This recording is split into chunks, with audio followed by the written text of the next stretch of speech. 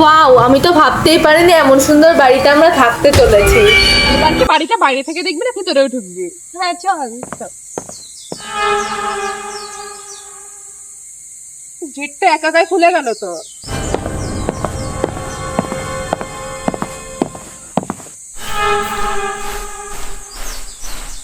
আপনি আপনার এখানে কি করছেন?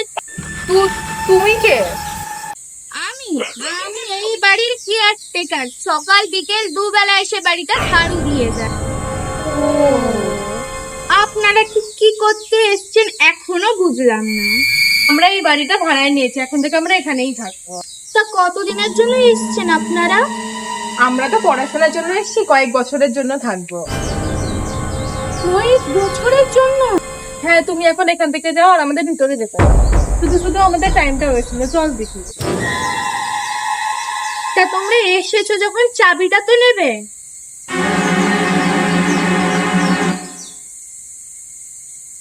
এই নিয়ে 14 নাম্বার ভাড়ি। বাড়িটাকে বাইরে থেকে যা সুন্দর লাগছিল, ভিতর থেকে আরো সুন্দর।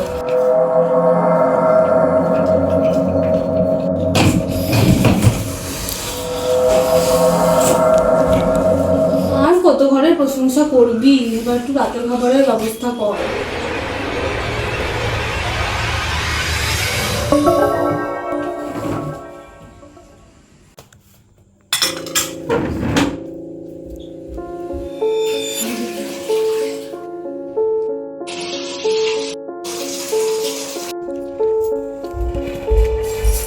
জানিস কোনো এই ঘরে না মনে হচ্ছে কিছু একটা আছে। কি আছে? ব্যাগ, আরশোলা, টিকটিকি নাকি সাপ?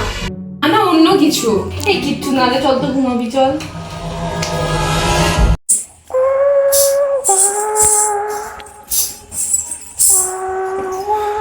হে বুনু বুনু, দেখ না ওখানে কেউ হাঁটছে।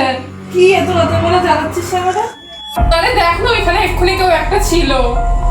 ওই যে ওইখানে, ওখানে তো কেউ নেই। মাথাতে চিৎকার না করে নিজেও ঘুমা আর আমাকেও ঘুমাতে দে।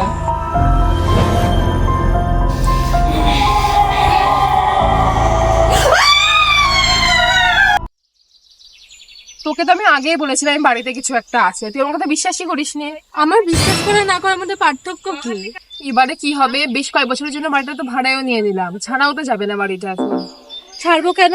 তোর একটা বন্ধু আছে না যে এইসব ভূত পেট নিয়ে পড়াশোনা করে? ও চন্দ্রিমা? বা বলে দেখ না, যদি কিছু করতে পারে। শুধু ওকে একাকি বললে হবে, সাথে ওর বান্ধবী ঋতুকেও বলতে হবে, তার সাথে ওর বোনও আছে। তাহলে একটা কাজ কর, আমাদের বাড়িটা ঘুরে দেখার জন্য ওদেরকে ডেকে নে। ওদেরকে একদম ভূতের ব্যাপারটা বলবি না। ঠিক আছে, আমি ওদেরকে বলে দিয়েছি, বললো চন্দ্রিমা তো আসতে পারবে না, কিন্তু ঋতু আর ওর বোন আজকে চলে আসবে। ও, আমি বুঝতে পারছি ঋতুদি আর তার বোন বাড়িটা দেখার জন্য খুব এক্সাইটেড। আসলে ওরা তো আর আসল কথাটা জানে না। সেটাই তো। দেখ তো বাড়িটা কত সুন্দর। সত্যি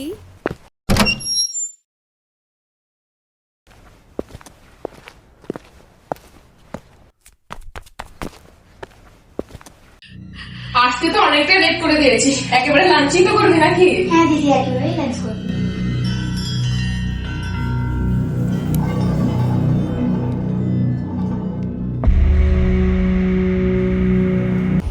যা, তাহলে তোরা হাতটা ধুয়ে নে, আমি খাবার পাচ্ছি।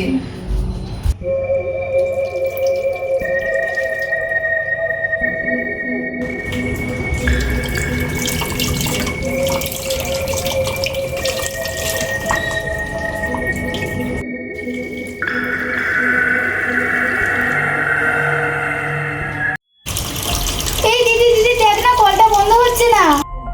ঠিক করে বন্ধ করলেই হবে, ইচ্ছে না থাকলে কিছুই হবে না। না রে, সত্যিই হচ্ছে না। তাহলে কল খারাপ আছে।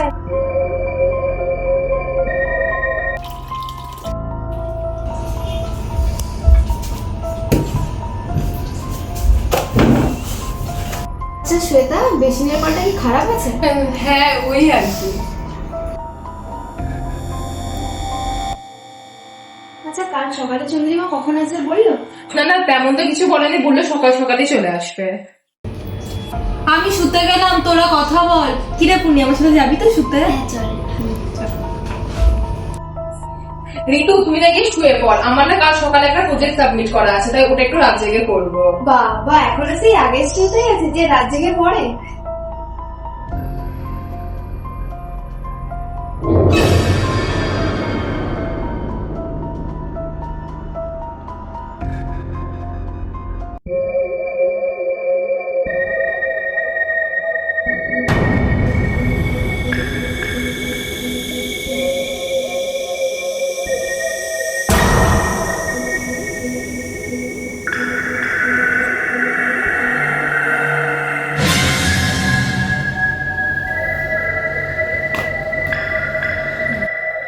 আজ আর করবো না, গিয়ে শুয়ে পড়ি।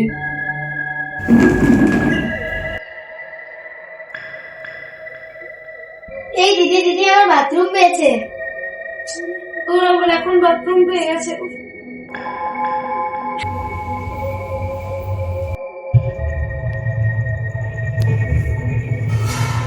দিদি দিদি দিদি দেখ না ওরা বাথরুমে গেছে। হ্যাঁ ওরা ভাব ওদের কিছু না হয়।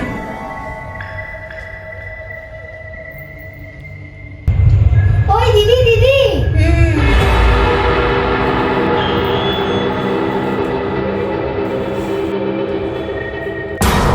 এই দিদি বাথরুমে না কি একটা দেখলাম, ওটা কি বলতো? ও কিছু না, যা তো।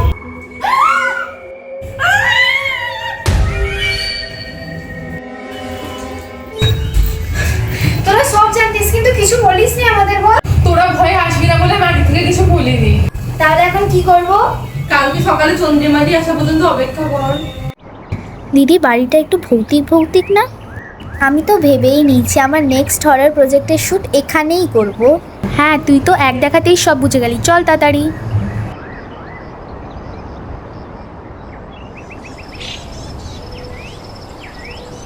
তান্ত্রিক দিদির বোন বলে কথা। হ্যাঁ অনেক হয়েছে, চল ভেতরে চল।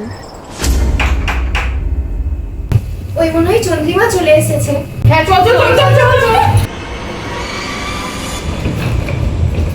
তুই কি একসাথে তোরা এখানে কি করছিস?